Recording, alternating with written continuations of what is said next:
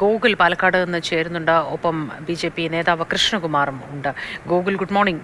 എന്താണ് BJP നേതാവ് എന്ന നിലയിൽ പ്രതികരിക്കാനുള്ളത് അദ്ദേഹത്തിന്? ഇപ്പോൾ സി കൃഷ്ണകുമാർ നമ്മളോടൊപ്പം ഉണ്ട്. എന്താണ് BJPയുടെ ഈ ഒരു വിഷയത്തിലെ പ്രതികരണം? എന്താണ് രാഹുലിന്റെ വിഷയത്തിൽ ഇപ്പോൾ ഒരു പരാതിക്കാരി കൂടി വരികയാണ്? അല്ല, BJPയെ സംബന്ധിച്ചോളം ആദ്യത്തെ ഓഡിയോ ക്ലിപ്പും അതുപോലെ തന്നെ വോയിസ് ചാറ്റും വന്ന സമയത്ത് തന്നെ പറഞ്ഞല്ലോ, രാഹുൽ മാങ്കൂട്ടത്തിൽ MLA സ്ഥാനം രാജിവെക്കണം. അതായിരുന്നു ഞങ്ങളുടെ ആവശ്യം. ആ ആവശ്യത്തിൽ ഞങ്ങൾ ഉറച്ചു നിൽക്കുന്നു. അദ്ദേഹം കുറ്റക്കാരനാണെന്ന് രാഹുലിന് തന്നെ ബോധ്യമുണ്ട്. രാഹുൽ ഇതുവരെ ചാറ്റ് സംബന്ധിച്ച് നിഷേധിക്കാൻ തയ്യാറായിട്ടില്ല, വോയിസ് ക്ലിപ്പ് നിഷേധിക്കാൻ തയ്യാറായിട്ടില്ല. കേരളത്തിലെ പൊതുസമൂഹത്തിന് ഉറപ്പുണ്ട് രാഹുൽ കുറ്റക്കാരനാണെന്നുള്ളത്. ആകെ കോൺഗ്രസിലെ ഒരു വിഭാഗം നേതാക്കന്മാർക്ക് മാത്രമായിരുന്നു രാഹുലിനെതിരായിട്ടുള്ള പരാതിയില്ലല്ലോ എന്ന്. ഇപ്പോൾ പരാതിയും വന്നു. നേരത്തെ പരാതിയില്ല എന്ന് പറഞ്ഞ് ഇതിനെ ന്യായീകരിച്ച കോൺഗ്രസിൻ്റെ നേതാക്കന്മാർ ഇപ്പോഴാണ് നിലപാട് വ്യക്തമാക്കേണ്ടത്. പരാതി ലഭിച്ചു കഴിഞ്ഞു, അടുത്ത നിമിഷം രാഹുലിനെ കൊണ്ട് MLA സ്ഥാനം രാജിവെപ്പിക്കുകയാണ് ധാർമ്മിക ബോധമുള്ള കോൺഗ്രസിൻ്റെ നേതാക്കന്മാർ ചെയ്യേണ്ടത്. BJPയുടെ പ്രതിഷേധം ഇന്നും ഉണ്ടാവും. ഇന്നലെ രാത്രി നമ്മൾ ശക്തമായ പ്രതിഷേധമൊക്കെ കണ്ടതാണ്.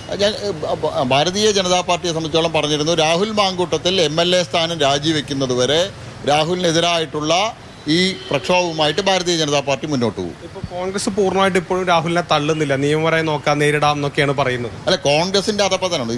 കേരളത്തിലെ പൊതുസമൂഹത്തിൻ്റെ മുന്നിൽ ഇത്രയേറെ തെളിവുകൾ മാധ്യമങ്ങൾ പുറത്തുവിട്ടിട്ടും രാഹുൽ അത് നിഷേധിക്കാനോ അതിനെതിരായിട്ടുള്ള നിയമ നടപടി സ്വീകരിക്കാനോ തയ്യാറായിട്ടില്ല.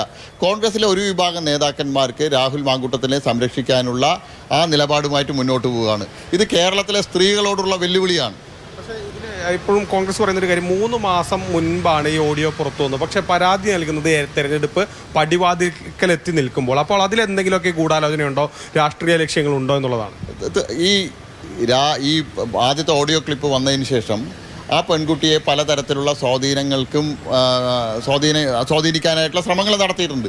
എനിക്കറിയാൻ കഴിഞ്ഞത് അത് സംബന്ധിച്ചുള്ള തെളിവുകളടക്കം മുഖ്യമന്ത്രിക്ക് കൈമാറിയിട്ടുണ്ട്.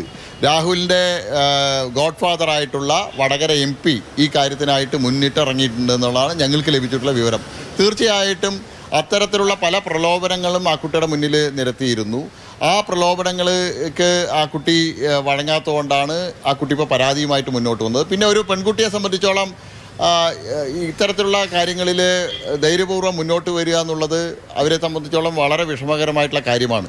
വളരെ ധൈര്യത്തോടെ കൃഷ്ണകുമാറാണ് മാതൃഭൂമിയോട് സംസാരിക്കുന്നത്. ഒപ്പം ഗോകുലും ചേർന്നു.